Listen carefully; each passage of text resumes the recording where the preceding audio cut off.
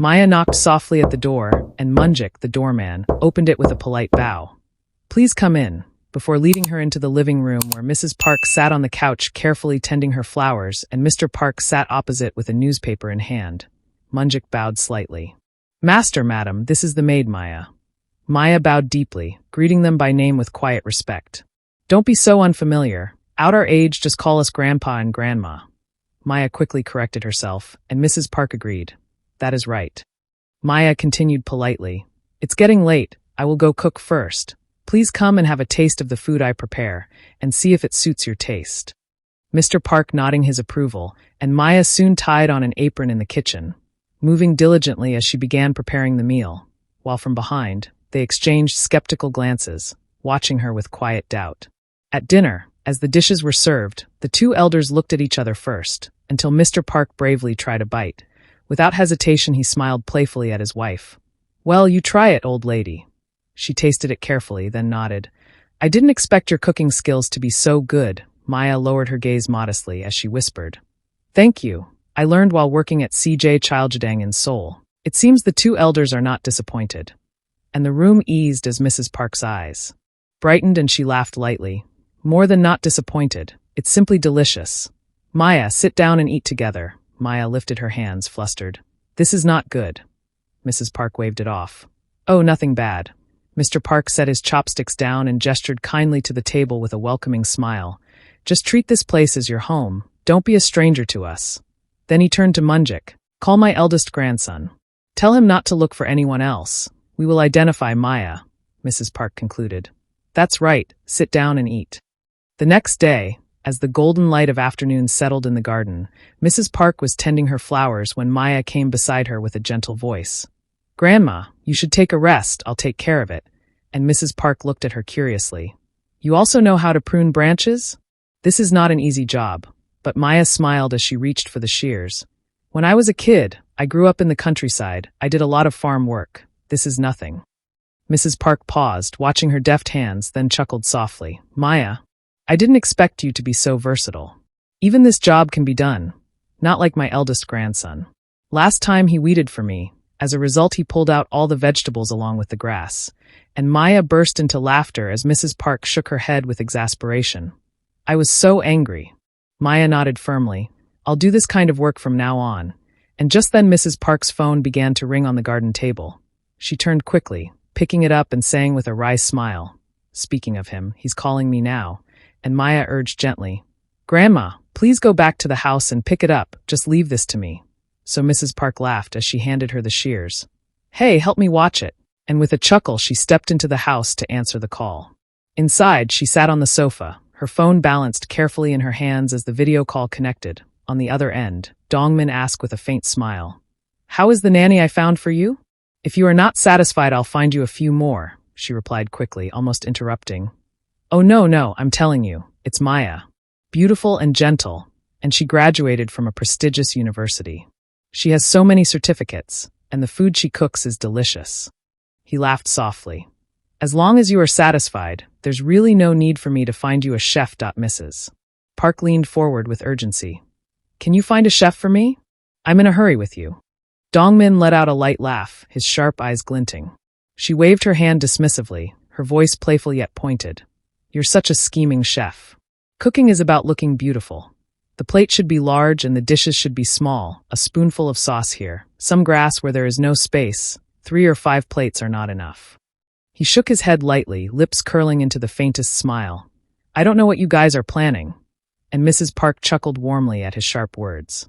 His gaze grew steady, his voice calm yet respectful. "You are still insightful." Her tone shifted, gentle with expectation. "When will you be back? Let me introduce Maya to you. The food she cooked is truly delicious." His voice grew formal again. "Grandma, I'm busy lately. When I am done, I will get back to you." Dongmin ended the call with a clipped tone, his gaze fixed forward as the car moved steadily through the busy avenues, sunlight glinting against the glass windows of passing buildings. His assistant broke the silence carefully. "Sir Dong, the Japanese investors confirmed their attendance, but they've requested adjustments to the profit-sharing terms." He replied, "Adjustments are a sign of hesitation. If they bring it up, redirect to the projected revenue curve. We will not concede on shares." The assistant gripped the wheel tighter, nodding quickly. The car slipped smoothly through the neon-lit avenues, and as they approached the towering glass headquarters, the assistant said with quiet urgency, "Director, we'll arrive in 5 minutes." And Dongmin adjusted his cufflinks, face unreadable. A few minutes later, inside the meeting room, Dongmin took his seat at the head of the long polished table as the investors straightened their files, the quiet tension signaling the start of negotiations. One delegate began carefully. "Director Park, we'd like to understand your vision for growth. Our concern is not profit alone, but stability." Dongmin noted, "Stability is exactly what we are building.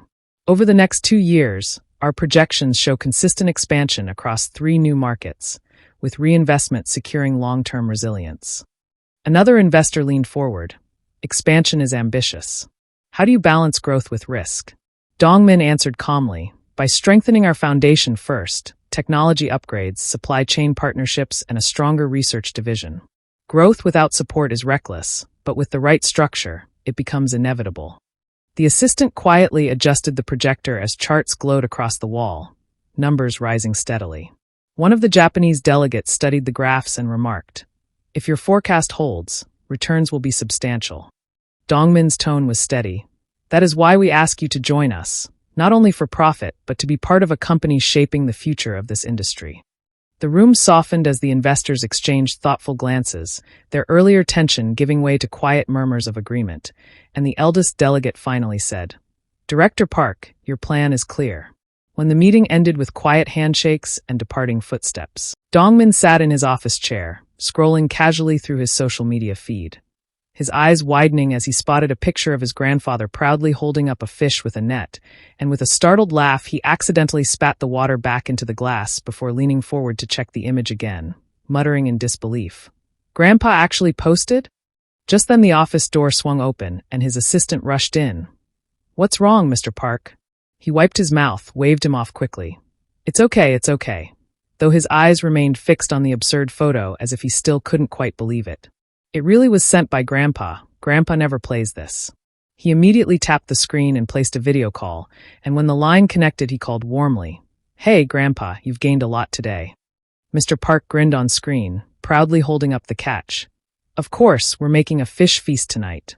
Look." And he swiftly turned the camera to reveal the table full of fresh dishes. Laughing heartily, he declared, "Fish's craftsmanship," Dongmin smiled faintly.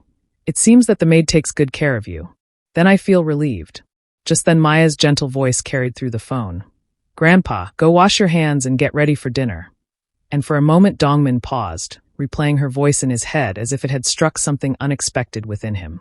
Mr. Park tilted his head, chuckling, "What are you daydreaming about?" And Dongmin blinked back to the present, stammering lightly, "Ah, I'm here." Mr. Park waved dismissively. "I'm hanging up, I'll call you next time." Dongmin nodded softly. "Well, goodbye, Grandpa." And the screen went dark, leaving him still staring at his reflection. 2 months later, in the quiet living room, Mrs. Park sat knitting while Mr. Park read his newspaper, the soft ticking of the clock filling the air until Mrs. Park spoke thoughtfully. "Chun, the other maid who took 2 months off due to family matters. She will be arriving soon." Mr. Park lowered his paper slightly. "That's true, so what about Maya?" Mrs. Park glanced toward the kitchen and called out gently, "Maya."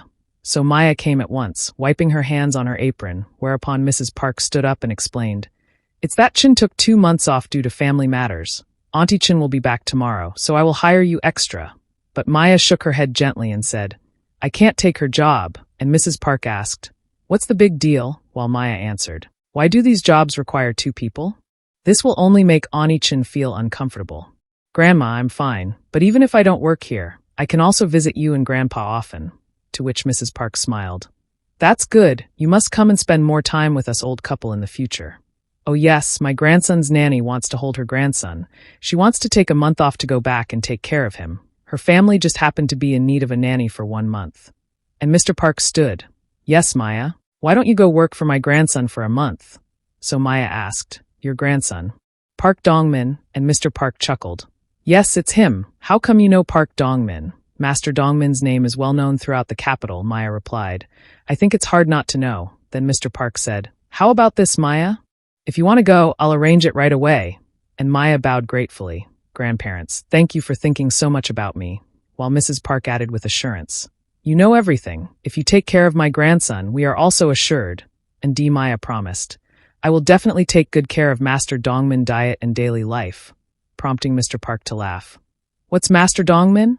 Just call him Brother Dongmin. Don't give him face. If he talks too much, you tell me and I'll teach him a lesson. And Mrs. Park said kindly, my grandson is usually a little cold towards others, but you don't have to be afraid. As Mr. Park clapped once and urged, what are you waiting for? Then Maya glanced toward the gate and said, my girlfriend will be here shortly.